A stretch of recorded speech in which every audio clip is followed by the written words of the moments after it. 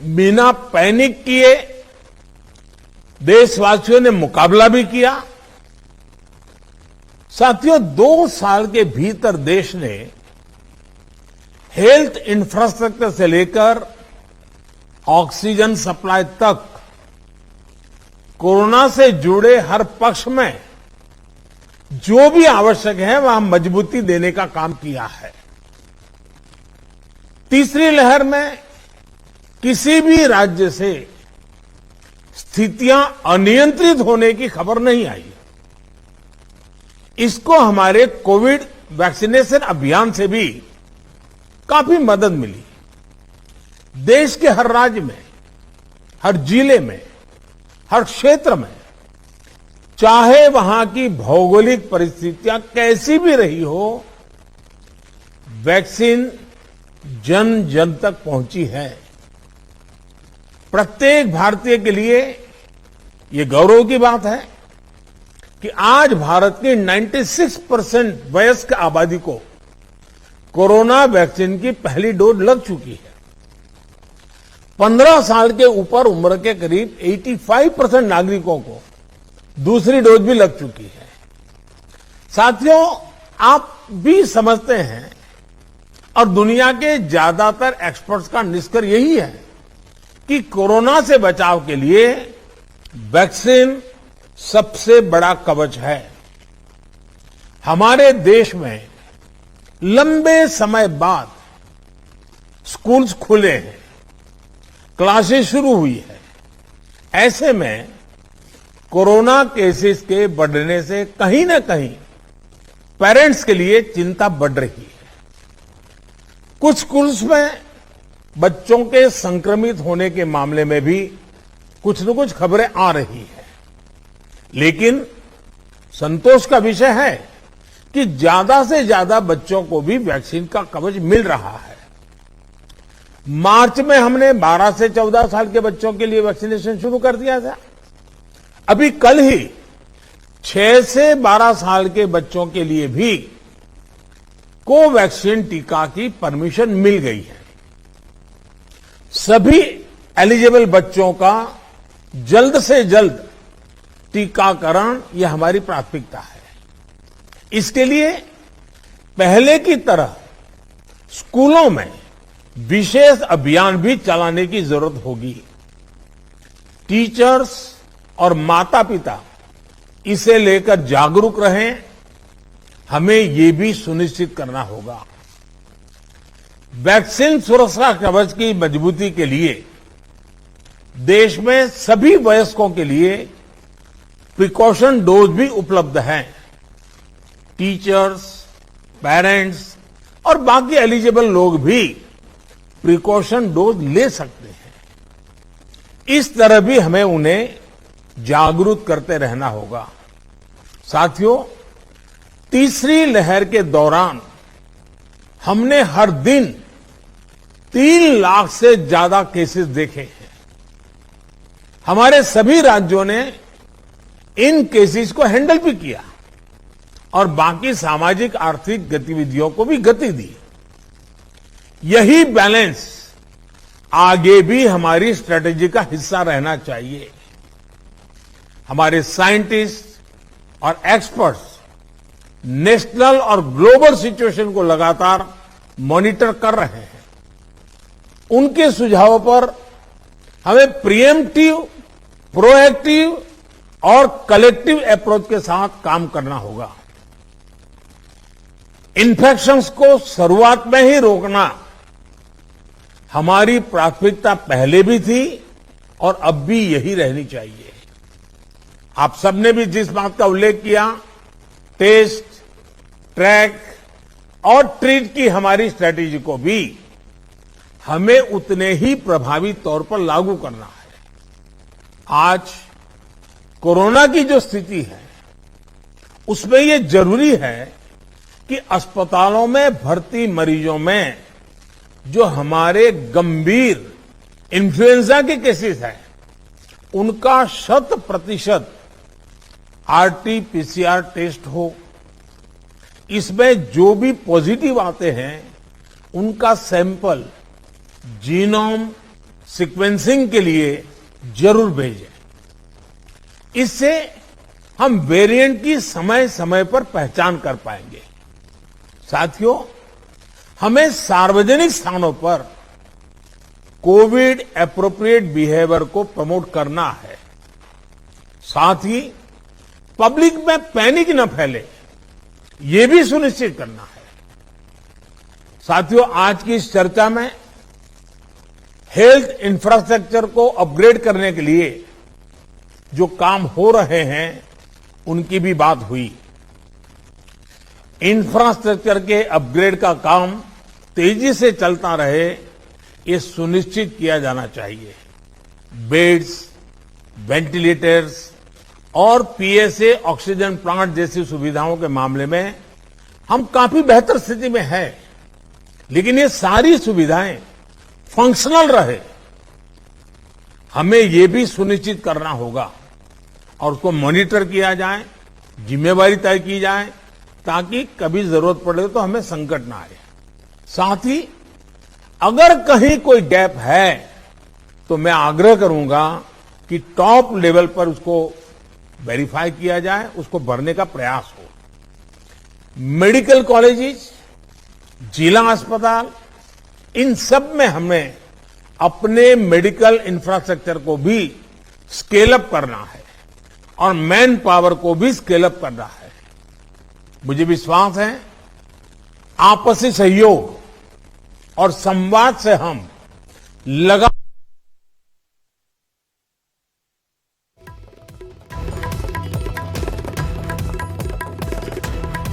Corona के खिलाफ लड़ाई लड़ते भी रहेंगे और रास्ते भी निकालते रहेंगे। साथियों, कोऑपरेटिव फेडरलिज्म की जिस भावना को संविधान में व्यक्त किया गया है, उस पर चलते हुए भारत ने कोरोना के खिलाफ मजबूती से ये लंबी लड़ाई लड़ी है। वैश्विक परिस्थितियों की वजह से, बाहरी कारकों की वजह से देश की आंतरिक परिस्थितियों पर जो प्रभाव होता है, केंद्र और राज्यों ने मिलकर उसका मुकाबला किया भी है और आगे भी करना ही होगा। केंद्र और राज्यों के साझा प्रयासों से ही आज देश में बड़े स्तर पर हेल्थ इंफ्रास्ट्रक्चर में सुधार हो पाया है।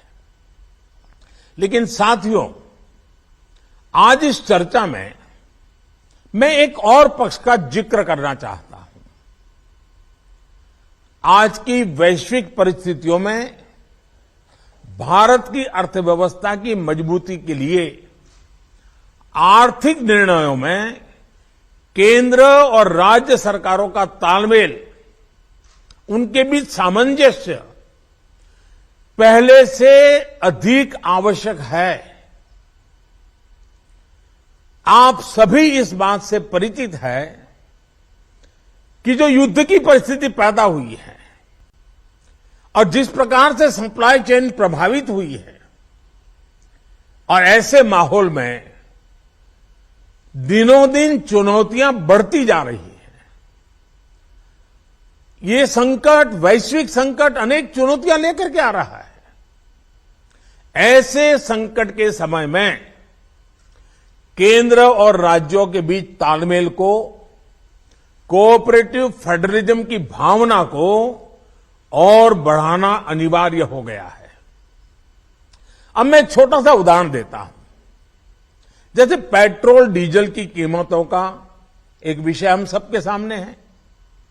देशवासियों पर पेट्रोल डीजल की बढ़ती कीमत का बोझ कम करने के लिए केंद्र सरकार ने एक्साइज ड्यूटी में कमी की थी। पिछले नवंबर महीने में कम की थी। केंद्र सरकार ने राज्यों से भी आग्रह किया था कि वो अपने यहां टैक्स कम करे और ये बेनिफिट नागरिकों को ट्रांसफर करे। इसके बाद कुछ राज्यों ने तो भारत सरकार की इस भावना के अनुरूप यहां टैक्स कम कर दिया, लेकिन कुछ राज्यों द्वारा अपने राज्य के लोगों को इसका कोई लाभ नहीं दिया गया। इस वजह से पेट्रोल डीजल की कीमतें इन राज्यों में अब भी दूसरों के मुकाबले कहीं ज्यादा है। ये एक तरह से इन राज्यों के लोगों के साथ अन्याय तो है ही, साथ ही पड़ोसी राज्यों को भी नुकसान पहुंचाता है। स्वाभाविक है कि जो राज्य टैक्स में कटौती करते हैं उन्हें राजस्व की हानि होती है। जैसे अगर कर्नाटका ने टैक्स में कटौती नहीं की होती तो उसे इन 6 महीनों में 5,000 करोड़ रुपए से ज्यादा का राजस्व मिलता। गुजरात ने भी टैक्स कम नहीं किया होता तो उसे भी 3,500-4 हजार करोड़ रुपए से ज्यादा का राजस्व और मिलता। लेकिन ऐसे कुछ राज्यों ने अपने नागरिकों की भलाई के लिए, अपने नागरिकों को तकलीफ न हो इसलिए अपने वेट में, टैक्स में कमी की पॉजिटिव कदम उठाए। वहीं गुजरात और कर्नाटक के पड़ोसी राज्य ने टैक्स में कमी न करके इन 6 महीनों में 3,500 करोड़ रुपए से लेकर के 5-5.5 हजार करोड़ रुपए तक अतिरिक्त राजस्व कमा लिया। जैसा हम जानते हैं कि पिछले साल नवंबर महीने में वैट कम करने की बात की थी, सबको मैंने प्रार्थना की थी, लेकिन कई राज्य, मैं यहां किसी की आलोचना नहीं कर रहा हूं, मैं सिर्फ आपसे प्रार्थना कर रहा हूं, आपके राज्य के नागरिकों की भलाई के लिए प्रार्थना कर रहा हूं। अब जैसे उस समय 6 महीने पहले कुछ राज्यों ने बात को माना, कुछ राज्यों ने नहीं माना। अब कई राज्य जैसे महाराष्ट्र, पश्चिम बंगाल, तेलंगाना, आंध्र प्रदेश, तमिलनाडु, केरला, झारखंड, किसी न किसी कारण से उन्होंने इस बात को नहीं माना और उनके राज्य को, नागरिकों को बोझ कंटिन्यू रहा।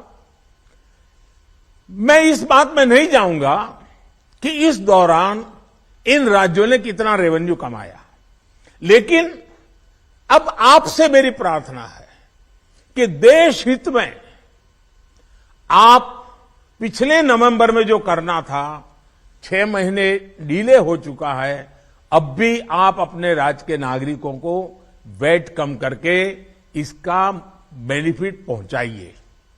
आप सब जानते हैं कि भारत सरकार के पास जो रेवेन्यू आता है उसका 42% तो राज्यों के ही पास चला जाता है।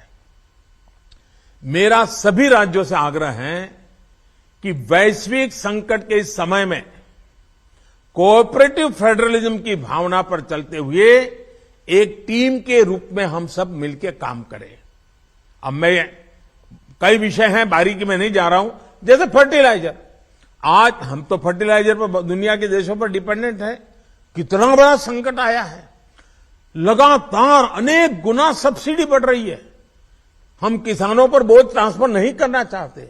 अब ऐसे संकट झेलने पड़ रहे हैं, तब मैं आप सबसे आग्रह करता हूं, प्रार्थना करता हूं कि आप अपने राज्य, अपने पड़ोसी राज्य, सभी देशवासियों के हित में उसकी सर्वोच्च प्राथमिकता दे।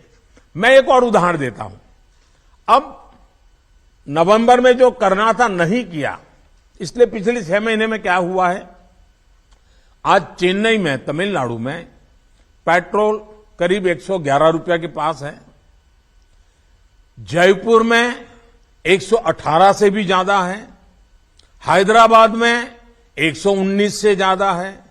कोलकाता में 115 से ज्यादा है। मुंबई में 120 से ज्यादा है। और जिन्होंने कटौती की, मुंबई के ही बगल में दीव दमन में 102 रुपया है। मुंबई में 120, बगल में दीव दमन में 102 रुपया। अब कोलकाता में 115, लखनऊ में 105, हैदराबाद में 120 करीब करीब, जम्मू में 106, जयपुर में 118, गुवाहाटी में 105, गुड़गांव में 105 है, देहरादून छोटा राज्य हमारा उत्तराखंड 103 रुपया है। मैं आपसे आग्रह करता हूं कि आप 6 महीने भले जो कुछ भी आपका रेवेन्यू बढ़ा आपके राज्य के काम आएगा, लेकिन अब पूरे देश में आप सहयोग कीजिए, ये मेरी आपको विशेष प्रार्थना है आज।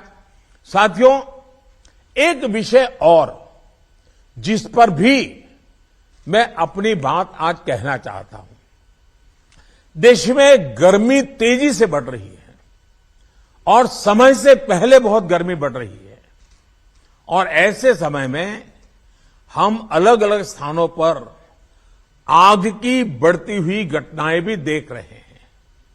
जंगलों में, महत्वपूर्ण इमारतों में, अस्पतालों में आग की कई घटनाएं बीते कुछ दिनों में हुई है।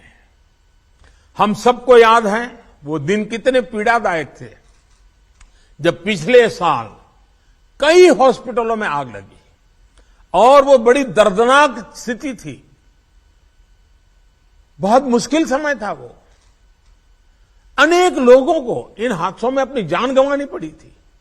इसलिए मेरे सभी राज्यों से आग्रह है कि अभी से हम विशेषकर हॉस्पिटलों का सेफ्टी ऑडिट करवाएं, सुरक्षा के इंतजाम पुख्ता करें और प्राथमिकता के आधार पर करें।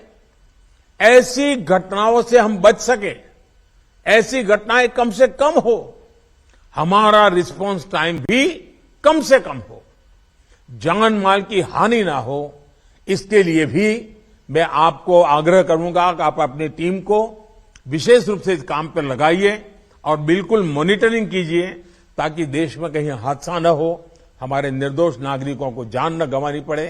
साथियों, आप सभी ने समय निकाला, इसके लिए मैं एक बार फिर आप सबका आभार व्यक्त करता हूं, और हमेशा मैं आपके लिए उपलब्ध रहता हूं।